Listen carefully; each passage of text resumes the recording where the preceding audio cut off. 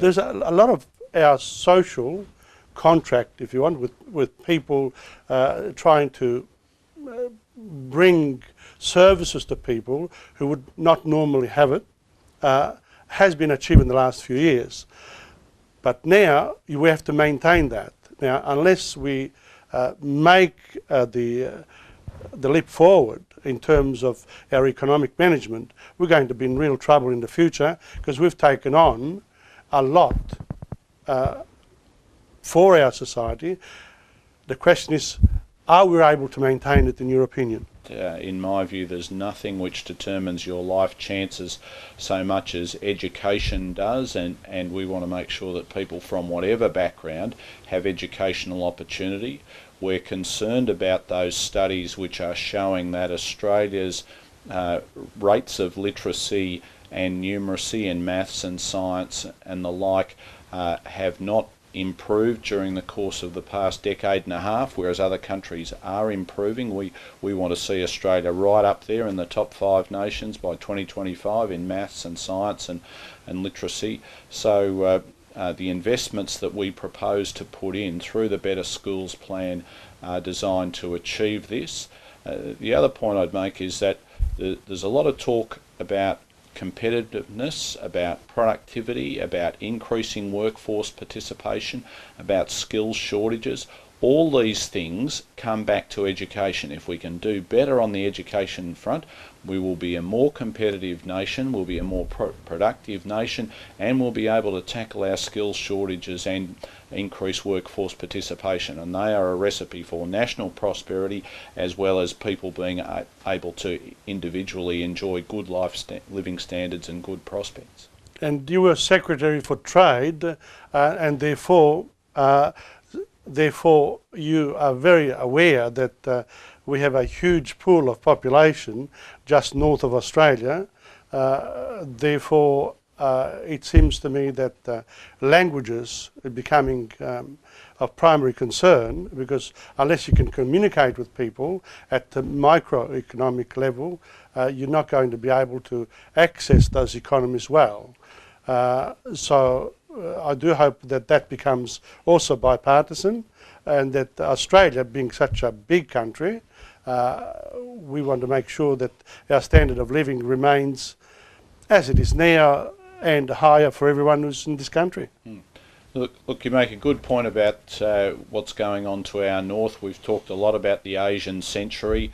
Late last year, the government produced what's called the Australia in the Asian Century White Paper.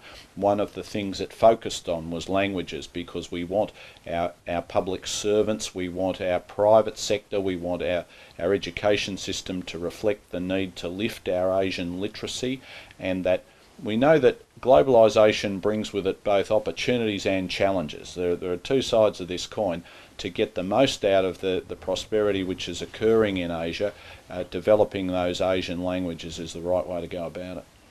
And I hope that we don't forget that all the work we've done over the years for our European languages, that they are not made to suffer because of our push for Asian languages. In other words, just because you are supporting something for the future, that doesn't mean you have to destroy what we've built over the years in the past. So the idea is to maintain and upkeep what we have that is working very well, but to have that extra funding for our new challenges.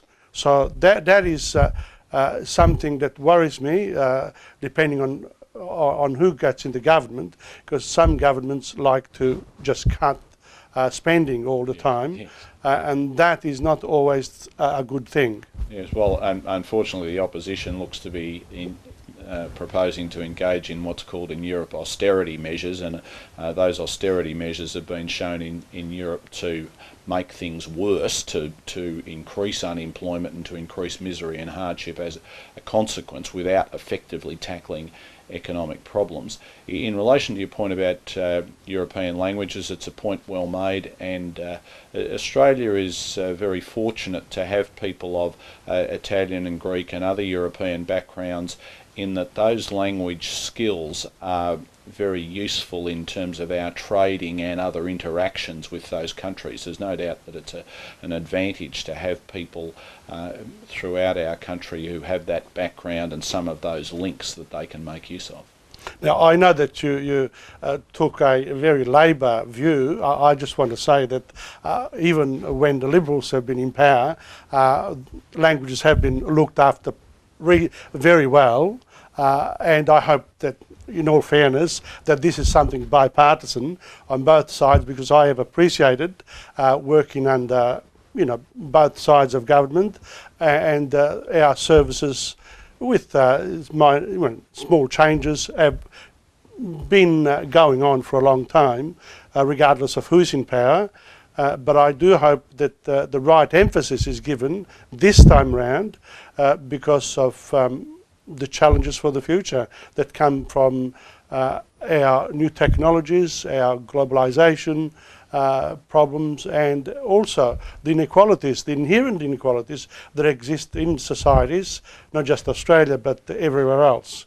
So, so that's something that every nation has to aspire to, and different nations are like people. There are some who are really struggling and some who are really well off. So how do you balance the interests of everyone without appearing to be too elitist and too much just for too selfish for your own nation? So there has to be some sort of continual balance in our relationship with others. Well, I've been very happy to hear that you've been to Asia, to many countries of Asia, and you've been to South America. Wonderful. Wonderful indeed. Well, it's good to talk with you, Tom, and I think your point about how we balance up these competing considerations is really important. It is where government and the political process comes in. And good luck to the politicians, because how many people do you represent in the Wills electorate? There are over 100,000, Tom. It's a very diverse electorate. Brunswick, Coburg, Pascoe Vale, Fawkner, Hadfield, Glenroy, Oak Park, Strathmore and Gowan Brae. So a very diverse electorate, over 100,000 people, many different backgrounds and many different skills. Manufacturing is a really important So you are the person people come to. You're the only person in this whole electorate that we call a politician.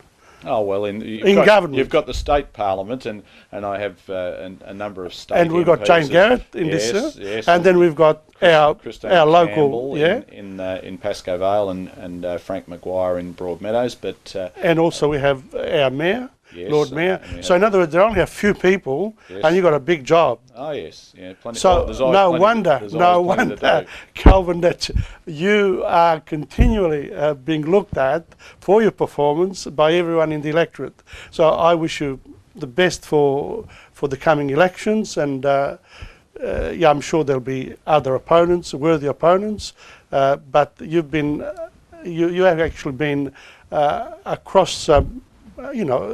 Across many elections, you've performed very well, and I do hope you continue, because you've been a marvellous representative for Wills. Okay, thank you very much. Thank you very much. Good to talk with you. Thank you.